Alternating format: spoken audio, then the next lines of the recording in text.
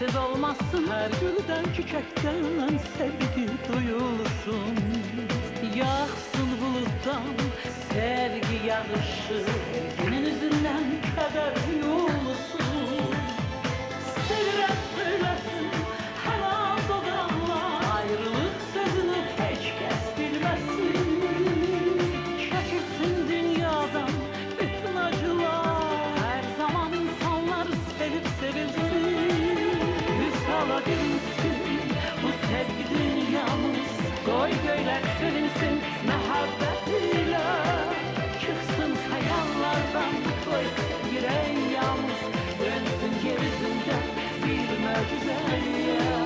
Vüsala bilinsin bu sevgi dünyamız, koy göyler sevinsin mehabbetiyle. Çıksın hayallardan koy sevgi renyamız, dönsün yeryüzünde bir mucize.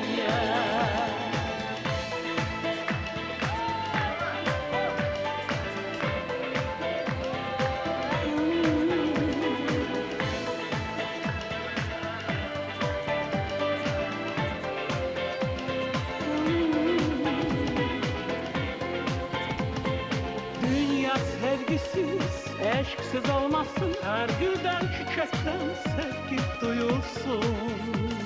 Yağsın buluttan sevgi yağışı, sevginin yüzünden keder yuyulsun. Dünya sevgisiz, eşksiz olmasın. Her gülden çiçekten sevgi duyulsun. Yağsın buluttan sevgi yağışı, sevginin yüzünden keder yolsun.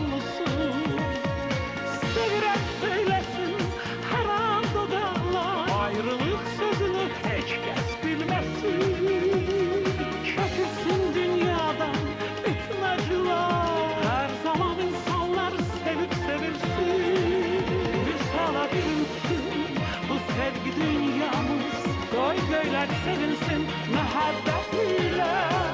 Çıksın hayallardan koy sevgi renyamız, dönsün yeryüzünde bir mucize. Vüsala bilinsin bu sevgi dünyamız, koy göyler sevinsin mehabbetiyle.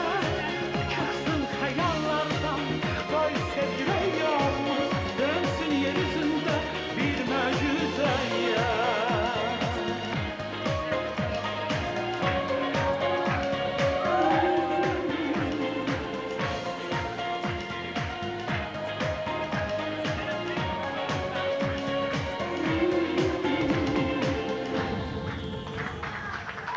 Çok sağ olun.